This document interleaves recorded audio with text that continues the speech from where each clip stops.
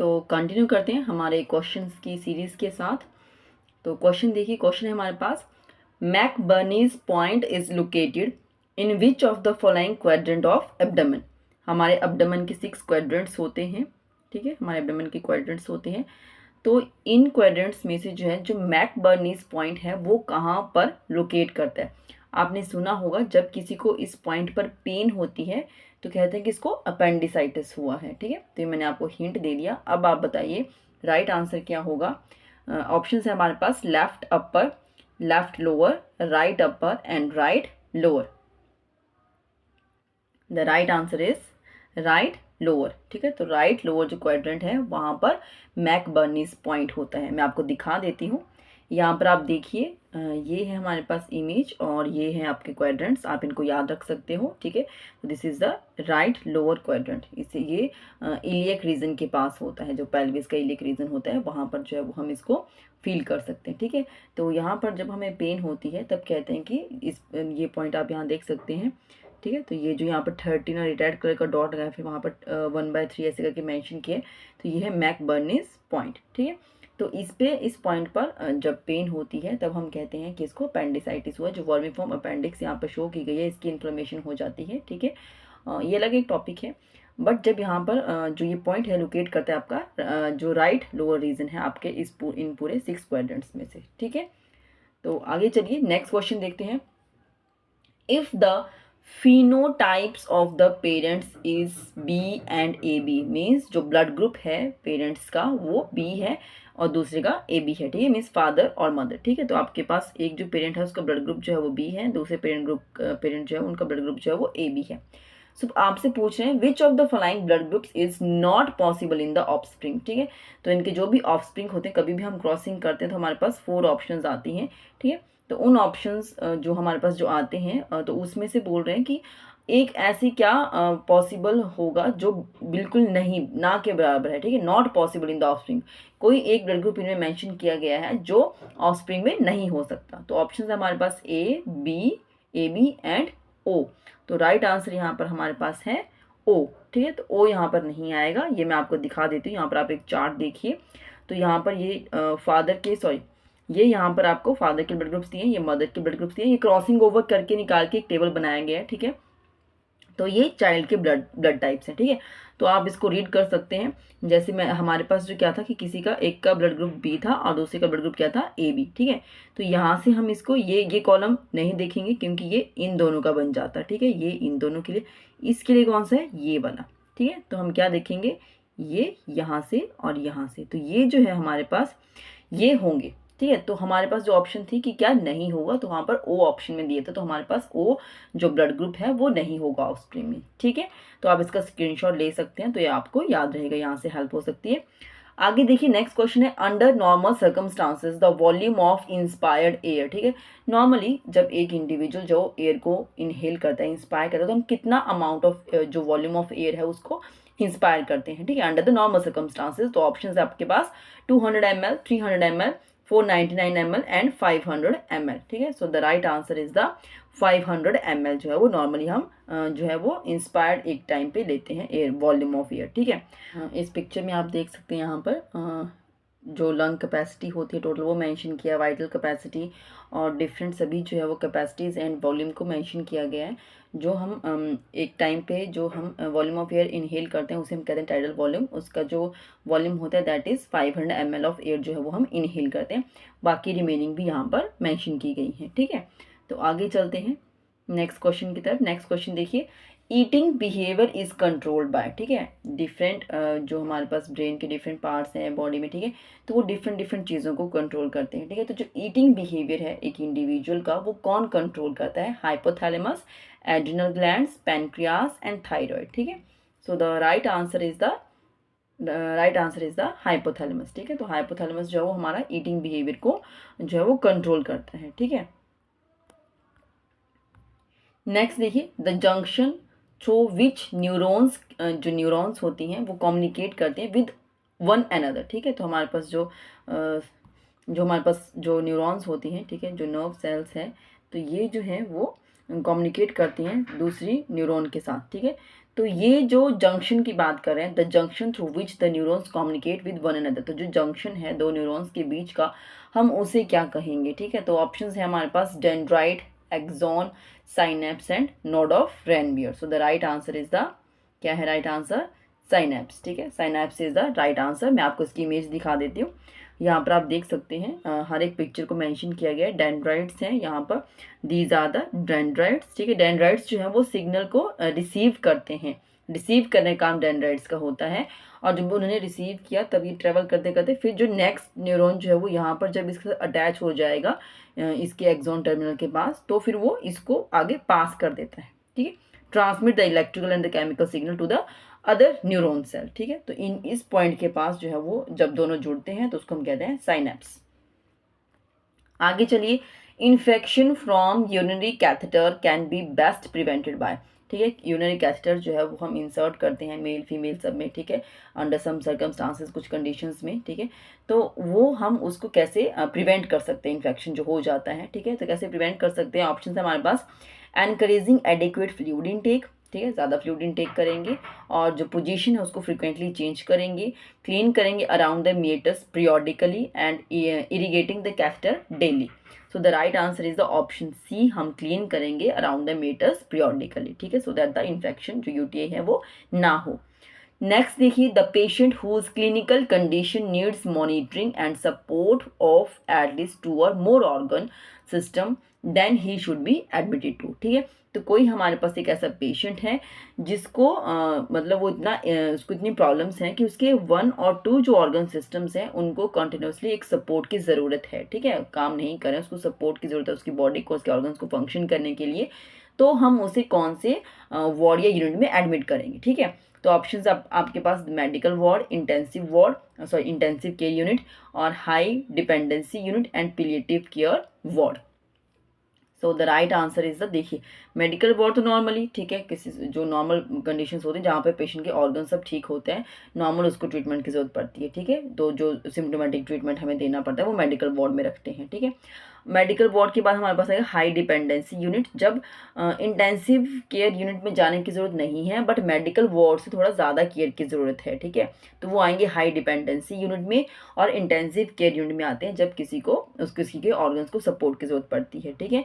और palliative care तो last की बात है, जब पता है कि अभी जो पर्सन जो है वो बिल्कुल अब इसका कुछ इतना है नहीं टाइम उसके पास, ठीक है, तो उसको जो है वो जस्ट लास्ट में केयर प्रोवाइड करते हैं, उसकी फैमिली मेम्बर को कंसोल करते हैं, जितना भी टाइम जितनी भी लाइफ उसके पास है वो अच्छे से निकल सके। तो इस क्वेश्चन का जो right answer that is the option B, ठीक है। तो हम जो है वो इंटेंसिव केयर यूनिट में जो है वो पेशेंट को रखते हैं, ठीक है। यहाँ पर यूनिट भी आप लिख लेना। नेक्स्ट है, ये यही सेम चीज़ें हैं, मैंने यहाँ पर मेंशन किया है। हाई डिपेंडेंसी यूनिट जो है वो हॉस्पिटल में एरिया होता है जहाँ पर जो है वो पेशेंट को वो केयर प्रोवाइड की जाती है जिनको हम इंटेंसिव केयर की ज़रूरत नहीं है बट जनरल वार्ड से ज़्यादा केयर की ज़रूरत है, तो उन्हें हम यहाँ पर देंगे। इसे जो है वो इंटरमीडिएट केयर यूनिट्स और स्टेप डाउन यूनिट्स भी कहते हैं। और पैलिएटिव केयर मैंने आपको बता दिया कि यहाँ पर जो वो provide the specialised care for the patient with life limiting illness है, ठीक है। इलनेस को हम लिमिट तो नहीं कर सकते हैं, ठीक है। इनका मेन गोल यही है कि जितना हो सके उसका जो क्वालिटी ऑफ लाइफ है उसको इम्प्रूव कर सके और एक कंफर्ट प्रोवाइड कर सके पेशेंट को और उसकी फैमिली को, ठीक है। आगे चलते हैं, the most preferred site of intramuscular injection in the infant and children, ठीक है। तो इन्फेंट एंड चिल्ड्रन में जो IM इंजेक्शन लगाते हैं उसका जो प्रेफर्ड जो साइट है वो क्या है, deltoid site, vastus lateralis, ventrogluteal and dorsogluteal site. So the right answer is the option B, vastus lateralis site जो है जो थाइस पर होता है वहाँ पर जो है वो हम IM इंजेक्शन लगाते हैं बच्चों में, ठीक है। वहाँ पे मसल मास ज़्यादा होता है अच्छे से और वो कन्वीनियंटली हो जाता है। नेक्स्ट देखिए, नेक्स्ट क्वेश्चन हमारे पास है, height of the enema can from anus when giving enema should be, ठीक है। तो अगर हमारे पास जो है वो एक पेशेंट है, ठीक है, उसको जो है वो एनीमा का कैन हमने लगा दिया है, ठीक है, तो वो जो है कितना उसका जो डिस्टेंस है पेशेंट के बेड से और उसके कैन का कितना डिस्टेंस होना चाहिए जो हाइट का है वो आपसे पूछ रहे हैं, ठीक है। तो हमारे पास ऑप्शंस दी गई हैं 45 centimetre, 18 centimetre, 90 and 35 centimetre. So the right answer is the 45 centimetre, ठीक है। 45 सेंटीमीटर का जो है वो हाइट पे हमें जो है वो कैन प्लेस करना है, ठीक है। नेक्स्ट चलते हैं, नेक्स्ट क्वेश्चन देखिए, which position should be provided to a patient when giving enema. अभी बात की हमने कि एनीमा का कैन है तो कितना हाइट पे रखना है, दैट इज 45 सेंटीमीटर। अभी पोजीशन कैसी होनी चाहिए पेशेंट की, वो यहाँ पर पूछा गया है। तो आपके पास ऑप्शंस हैं, सुपाइन पोजीशन देंगे पेशेंट को, या साइड लाइन पोजीशन देंगे, नी चेस्ट पोजीशन देंगे, या लिथोटॉमी पोजीशन देंगे। ठीक है, तो सुपाइन में अगर ये तो नहीं हो सकता, ठीक है, क्योंकि सुपाइन में होगा तो फिर आप अनीमा कैसे दोगे। देन हमारे पास नी चेस्ट पोजीशन भी इसमें नहीं देते हैं। ठीक है, नी चेस्ट पोजीशन आपने देखा होगा जहाँ पर पेशेंट जो है वो उसका चेस्ट और नीज जो है वो टच करती हैं उसका जो फ्लोर या बेड जो होगा। ठीक है, तो वहाँ पर भी हम नहीं दे सकते हैं। और लिथोटमी पोजीशन तो जब ड्यूरिंग लेबर में आपने देखा होगा जैसे प्लेस करते हैं वुमेंस को, तो पेल्विक एरिया को एग्जामिन करने के लिए या बेबी को डिलीवर करने के लिए, तब हम जो है वो लिथोटमी पोजीशन देते हैं। तो यहाँ पर जो राइट आंसर होगा that is the side line position. ठीक है, तो साइड लाइन पोजीशन जो है वो हम पेशेंट को देंगे जब उसको एनीमा एडमिनिस्टर करना है। ठीक है,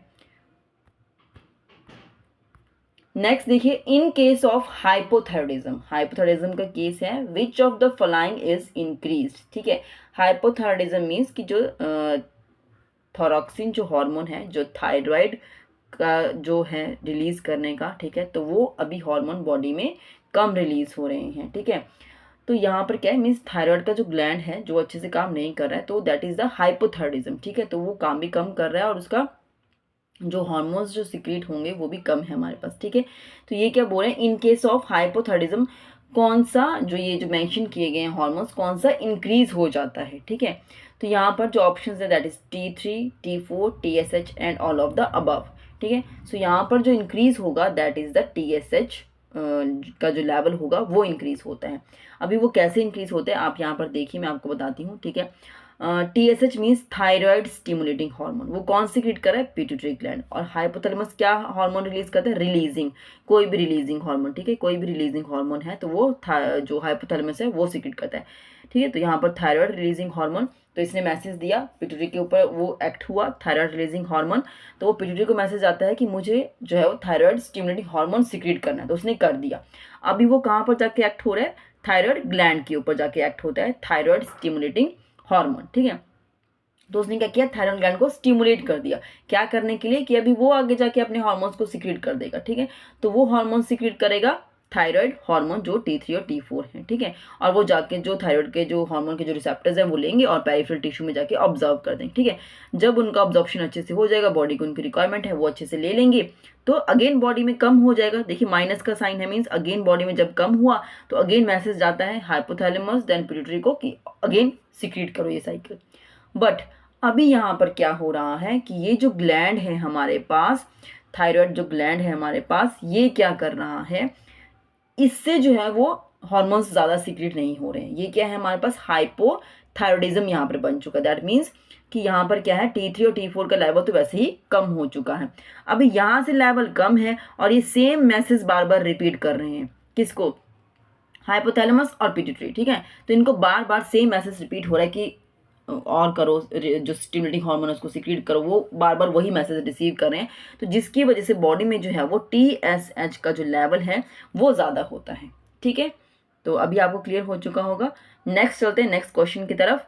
during haemodialysis which of the following drug is use to prevent blood clotting. ठीक है, तो यहाँ पर हमारे पास है aspirin, warfarin, heparin and protamine. ठीक है, तो ये जो है हमारे पास जो एस्पिरिन है ये भी जो है वो एंटी प्लेटलेट एक ड्रग है, बट ये जो है वो हम जो हमारे पास मायोकार्डियल इन्फेक्शन का है या जो ब्लड वेसल्स जो हैं जहाँ पर ऑक्लूजन हो रहा है किसी रीज़न की वजह से, तो वहाँ पर जो है वो हम एंटी प्लेटलेट के एक्शन के लिए एस्पिरिन देते हैं। ठीक है, और जो हमारे पास जो ये वॉरफेरिन है ये भी हमारे पास जो है वो समवट एंटीकोगुलेंट का ही काम करता है। ठीक है, और हेपरिन भी सेम है, और प्रोटामीन का मैं भी बताऊंगी, अदरवाइज आपका आंसर क्लियर हो जाएगा। ठीक है, तो यहाँ पर हमारे पास क्या है, जो राइट आंसर है जो हम प्रिवेंट ब्लड क्लॉटिंग को प्रिवेंट करने के लिए देंगे दैट इज द हेपरिन। क्या है हमारे पास, हेपरिन जो है वो हम हीमोडायलिसिस में देते हैं।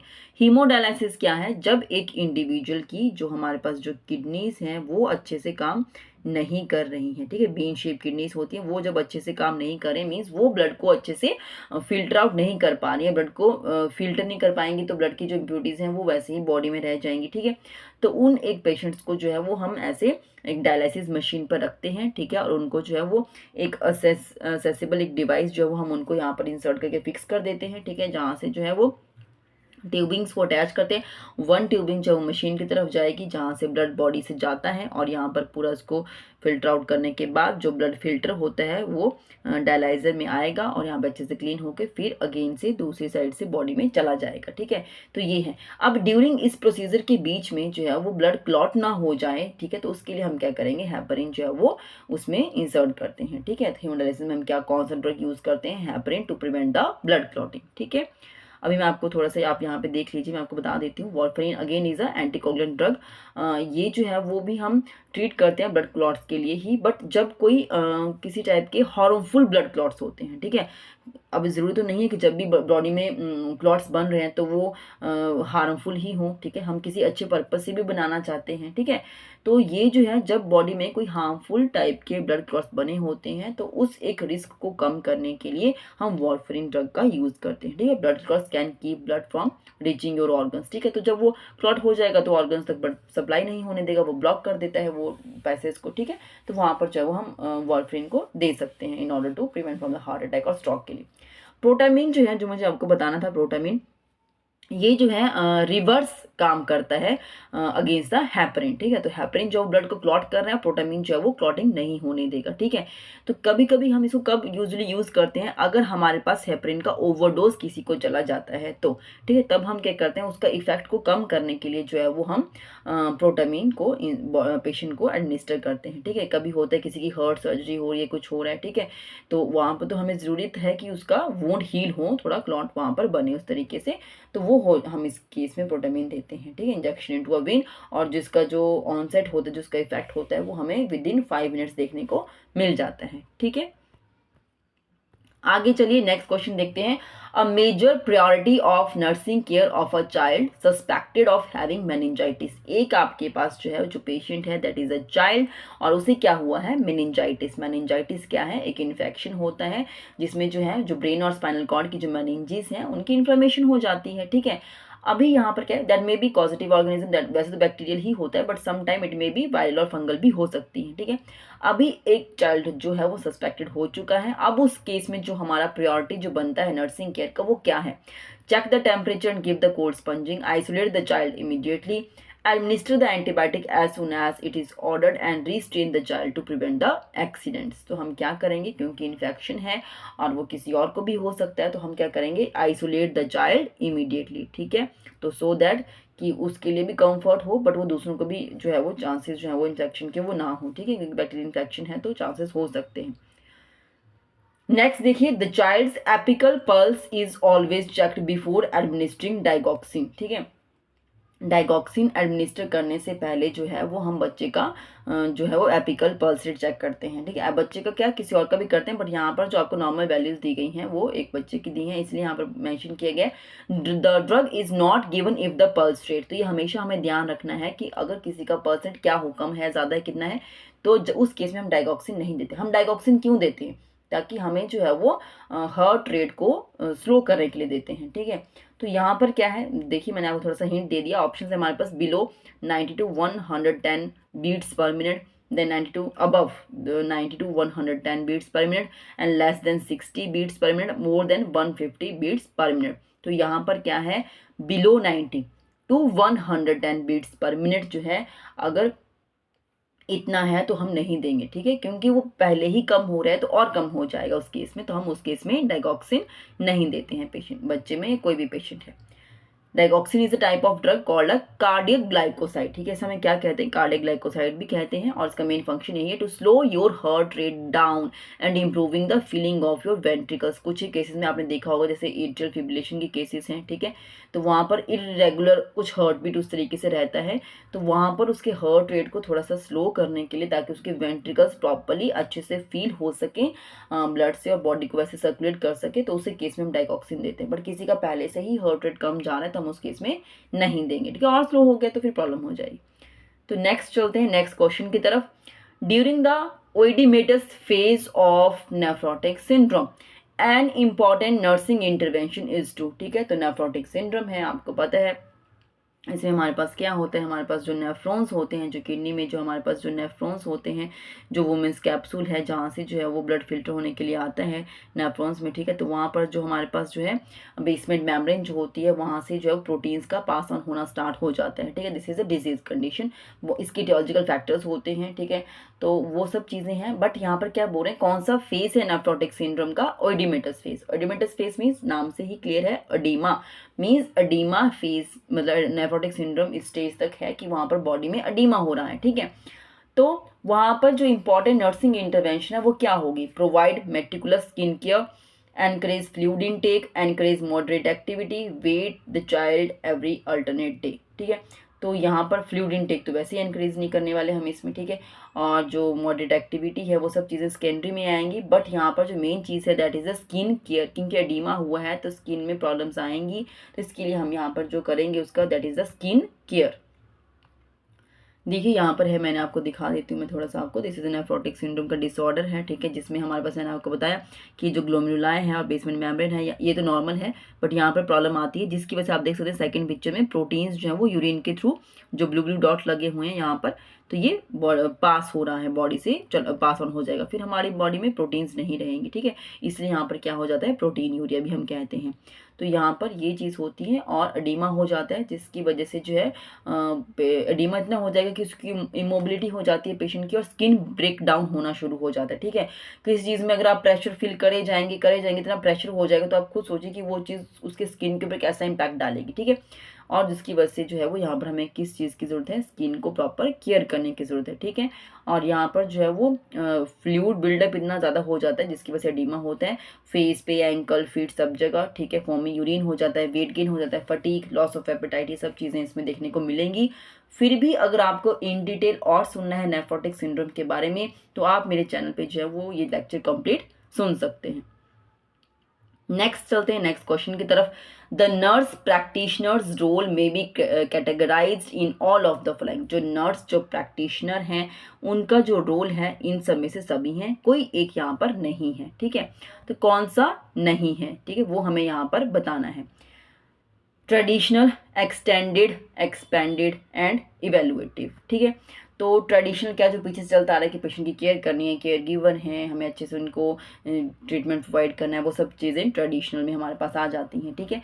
बट यहाँ एक्सटेंडेड जो रोल्स एक्सटेंड किए गए हैं, ठीक है, जो इतना हमारे नर्सिंग क्राइटेरिया के अंदर नहीं आता है फिर भी हमें एक्स्ट्रा से दिए जाते हैं करने के लिए, दैट कमांड एक्सटेंडेड। और एक्सपेंडेड में क्या है, एक्सपेंडेड में जो है वो जो डिफरेंट जो हमारे पास जो स्पेशलिटी जो केयर अब इन्वॉल्व हो रही है, ठीक है, कि नर्सिस जो है वो एडवांस्ड जो केयर में इन्वॉल्व हो रही हैं, स्पेशल केयर में इन्वॉल्व हो, तो वो एक्सपेंडेड रोल उनका हो जाता है। और इवेल्युएटिव में आएगा जो भी उन्होंने नर्सिंग इंटरवेंशन पेशेंट को दी, अब उनको इवेल्युएट करो कि उनके क्या रिजल्ट्स रहते हैं, ठीक है। तो आपने नर्सिंग केयर प्लान में पढ़ा होगा। बट यहाँ पर क्या है, role may be categorised in all of the following except, that is the, यहाँ पर क्या है, एक्सटेंडेड। तो एक्सटेंडेड जो है वो इसका राइट आंसर है, ठीक है। तो यहाँ पर मैंने सबका थोड़ा सा आपको इंट्रोडक्शन दी है, वैसे मैंने आपको बता भी दिया एक्सटेंडेड रोल नहीं है क्योंकि वो जो है वो not covered in the basic training for which further training is needed, ठीक है। तो वो हमारे इसमें नहीं आता है, कोई स्पेशल चीज़ करवाने के लिए हमें उसकी ट्रेनिंग भी दी जानी चाहिए, ठीक है। आगे चलते हैं next question. Polio vaccine is prepared from, ठीक है। तो आपने देखा होगा ये मैंने आपको मेरे चैनल पे भी कंटेंट अवेलेबल है, टाइप ये वैक्सीन की टाइप्स जो हैं, लाइव, एटेन्यूएटेड, किल्ड, टॉक्सवाइड, ठीक है। तो यहाँ पर पूछ रहे हैं पोलियो वैक्सीन जो है वो इज प्रिपेयर्ड फ्रॉम इनमें से, ठीक है। तो आपको पता है जो वैक्सीन हम प्रिपेयर करते हैं, जैसे कोई अगर हम लाइव ऑर्गेनिज्म लेते हैं, ठीक है, वो बैक्टीरिया भी हो सकता है, वायरस, कुछ भी चीज़ें उसमें हम ले सकते हैं, कोई पैथोजन, ठीक है, उसको हम बॉडी में इंसर्ट करते हैं वैक्सीन की फॉर्म में, ठीक है। तो उनकी जो एक्टिविटी होती है बैक्टीरियाज की, उनकी एक्टिविटी इतनी स्ट्रांग नहीं होती कि वो हमें हार्मफुल इफेक्ट हमारी बॉडी पे करे, वो इस लेवल पे काम करते हैं कि बॉडी को की जो इम्यूनिटी है उसको बूस्ट करते हैं, ठीक है। तो अगर हम लाइव ऑर्गेनिज्म के थ्रू वैक्सीन प्रिपेयर करते हैं तो वो लाइव एटेन्यूएटेड हो जाएगी, अगर किल्ड के थ्रू करेंगे तो किल्ड, और रिमेनिंग हमारे पास टॉक्साइड और एरोबिक बैक्टीरियाज भी आते हैं, ठीक है। तो यहाँ पर पूछ रहे हैं पोलियो वैक्सीन कैसे, पोलियो वैक्सीन, ठीक है। अभी यहाँ पर देखिए इन्होंने यहाँ पर ये चीज़ ये जैसे अगर आपको स्पेसिफिकली अगर ओरल कहा जाता है, ठीक है, तो आप ओरल लेके चलिए। मैं आपको क्या बोल रही हूँ, ओरल पोलियो वैक्सीन, ठीक है। तो ओरल पोलियो वैक्सीन के लिए मैं आपको बोल रही हूँ, आप उसको माइंड में रख के यहाँ पर जो वो आंसर दीजिएगा। ओरल पोलियो वैक्सीन जो वो हमारे पास क्या है, लाइव एटेन्यूएटेड ऑर्गेनिज्म से प्रिपेयर होती है, ठीक है। अगर हम जो है वो इंजेक्टेबल, ठीक है, आईपीवी की बात करते हैं तो वो जो है हमारे पास किल्ड में आती है, ठीक है। और टॉक्सॉइड में जो हमारे पास टेटनस टॉक्सॉइड आते हैं, ठीक है। लाइव में हमारे पास जो है वो बीसीजी भी आती है, ठीक है। और एमएमआर भी आएगा, तो ये अलग से होते हैं, बैक्टीरिया के लिए भी होते हैं और वायरस के लिए भी होते हैं, ठीक है। तो ये हमारे पास जो आंसर था that is the live attenuated organism. ये ओरल के लिए आएगा जो मैंने आपको बताया। अगर जो है वो आईपीवी के लिए होगा तो हमारे पास किल्ड ऑर्गेनिज्म में प्रिपेयर होता है, वो किल्ड वैक्सीनेशन में आता है, ठीक है। नेक्स्ट चलिए, the vaccine for meningococcal meningitis provides immunity that last for about, ठीक है। जो वैक्सीन है मेनिंजोकोकल मेनिंजाइटिस के लिए वो कितना टाइम के लिए जो है वो इम्यूनिटी को प्रोवाइड करता है, 5 years, 2 years, 3 years and 4 years। तो राइट आंसर क्या है हमारे पास, 3 years, फॉर एटलीस्ट 3 years के लिए, ठीक है। वैसे तो हमारे पास नेशनल इम्यूनाइजेशन शेड्यूल में इसको इन्वॉल्व इतना नहीं किया गया है, ठीक है, बट फिर भी समवेयर जो है वो इंडियन अकेडमी ऑफ पीडियाट्रिक्स का कुछ एक जो है वो डिपार्टमेंट के थ्रू इसको इन्वॉल्व किया गया है। बट इसकी कुछ जो है वो इफेक्ट्स होते हैं, तो किसी को भी वैक्सीनेशन करने से पहले इसको हमें पूछ लेना चाहिए कि इसको जो है वो क्या इसके इफेक्ट्स हैं, वो सब चीज़ें, ठीक है। इसके कुछ सीरोटाइप्स होते हैं ACWY ऐसे करके, और जो इन्फेंट्स होते हैं उनको उनमें जो है वो नियर अबाउट 2 डोजेज जो है वो इन्फेंट्स में नियर अबाउट 2 डोजेज ये देते हैं, ठीक है। और जो बूस्टर डोज है वो एक इसमें डोज मिलती है। एडल्ट्स में भी होता है बट ज़्यादा रिस्क पे जो है वो इन्फेंट्स रहते हैं 2 years, उसके बाद 15 to 18 तक इस तरीके से रहता है, ठीक है, तो उसमें ये देते हैं। नेक्स्ट देखिए, the full form of abbreviation जो हम यूज़ करते हैं ICDS इज, ठीक है। तो ICDS के लिए हम क्या जो फुल फॉर्म यूज़ करेंगे, Indian child development scheme, internal committee of developmental scheme and international child development scheme और इंटीग्रेटेड चाइल्ड डेवलपमेंट सर्विस, ठीक है। तो ये जो है ये समवेयर स्कीम और समवेयर सर्विस ऐसे करके आपको अलग से मिलता है, ठीक है। बट ये इंटीग्रेटेड चाइल्ड डेवलपमेंट जो है वो स्कीम और सर्विस स्कीम है जो सर्विसेज प्रोवाइड करती है, बट यहाँ पर ऑप्शन में ऐसे सर्विस है तो उसी तरीके से है, ठीक है। ये ऐसे ही एग्जाम में आया था। तो ये जो था वो हमारे पास 1975 में जो था वो ये स्टार्ट हुई थी ICDS जो हमारे पास है। और इसकी कुछ सर्विसेज हैं जो हमारे पास 0 to 6 years के बच्चों में इसको दिया जाता है, इनकी सर्विसेज हैं। और प्रेग्नेंट एंड लैक्टेटिंग मदर्स को इनकी क्या सर्विसेज हैं वो भी आपको याद रखनी चाहिए। सप्लीमेंट्री न्यूट्रिशन ये मदर्स और बच्चों में होता है, प्री स्कूल एजुकेशन बच्चों के लिए, हेल्थ एंड न्यूट्रिशन एजुकेशन भी हमारे पास बच्चे मदर्स के लिए, इम्यूनाइजेशन भी दोनों को होता है, मदर को ड्यूरिंग प्रेगनेंसी और बच्चों को टू द जितना भी उनका 5 years तक 6 years तक जो इम्यूनाइजेशन शेड्यूल से चलता है, और रेफरल सर्विसेज, ठीक है। तो ये भी आपको इसमें याद रखना है। नेक्स्ट देखिए, community health nurse explains a new diagnose diabetes mellitus patient that the purpose of medication is to treat, ठीक है। कोई कम्युनिटी हेल्थ नर्स हमारे पास है जिसने एक नया केस डायग्नोज किया, उसके पास आया दैट डायबिटीज मिलाइटिस का। अभी जो उनका पर्पस है उस एक इंडिविजुअल को मेडिकेशन देने का, वो क्या पर्पस है, क्या ट्रीट करना है उनको, hypoglycaemia, hyperglycaemia, hypocalcaemia and hyperbilirubinaemia, ठीक है। सो the right answer is the hyperglycaemia, ठीक है। तो ये आपको पता होना चाहिए। ये जो है हमारे पास कि इसमें क्या है, हमारे पास हाइपरग्लाइसीमिया तो होगा, क्यों हो रहा है, क्योंकि जो डायबिटीज़ मिलाइटिस के जो पेशेंट्स हमारे पास होते हैं इनमें जो है वो ग्लूकोज का लेवल ज़्यादा होता है, ठीक है। तो ग्लूकोज का लेवल ज़्यादा होता है, सब बोलते हैं कि हाँ हमें शुगर की बीमारी है, ठीक है। तो क्यों, क्योंकि ग्लूकोज का लेवल इंक्रीज हुआ है। क्यों हुआ है, क्योंकि बॉडी में जो हार्मोन है इंसुलिन वो कम हो चुका है। इंसुलिन पैनक्रियाज बनाता है और भी इंसुलिन का अमाउंट कम है हमारी बॉडी में, जिसकी वजह से जो है वो ग्लूकोज को स्टोर नहीं कर पा रहा है। पहले तो वो ग्लूकोज को कन्वर्ट करता है ग्लाइकोजन में, किस में कन्वर्ट करेगा, ग्लाइकोजन में, और फिर उसको स्टोर कर देता है कहाँ पर, लीवर में, ठीक है। तो ये काम होना था इंसुलिन की हेल्प से। बट अभी डायबिटीज मेलिटस में यही है, insulin is a hormone secreted by pancreas, अभी वो बॉडी में कम है, ना के बराबर हो सकता है, जिसकी वजह से बॉडी में ग्लूकोज का अमाउंट इंक्रीज हो चुका है and that condition is known as hyperglycaemia, ठीक है।